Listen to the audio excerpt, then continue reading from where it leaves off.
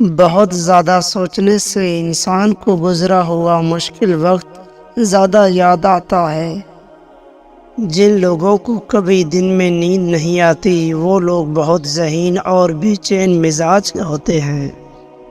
انسان کسی کو اچانک مسکراتا ہوا دیکھ کر پریشان ہو جاتا ہے اور وہ تب تک بے چین رہتا ہے جب تک اسے دوسرے کے مسکرانے کی وجہ معلوم نہ ہو۔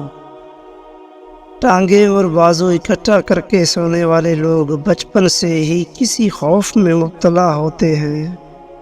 الٹا سونے والے لوگ ٹینشن فری ہوتے ہیں، اور اتنا ہی نہیں، ان کی ذہنی صلاحیت بھی کمزور ہوتی ہے۔ بالکل سیدھا سونے والے لوگ بہت پر اعتماد اور تخلیقی صلاحیت کے مالک ہوتے ہیں۔ کروٹ بدل بدل کر سونے والے لوگ بہت کمزور دل اور مایوس طبیعت کے مالک ہوتے ہیں۔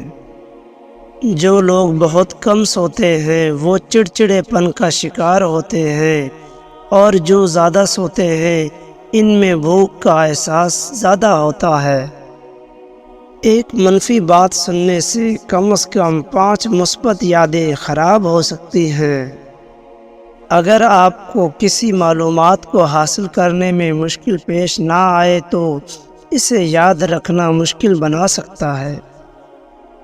اگر آپ کی رات کے وقت نیند پوری نہیں ہوتی اور طرح طرح کے خیالات آتے ہیں تو انہیں فوراً لکھ لیا کریں، آپ کو سکون ملے گا۔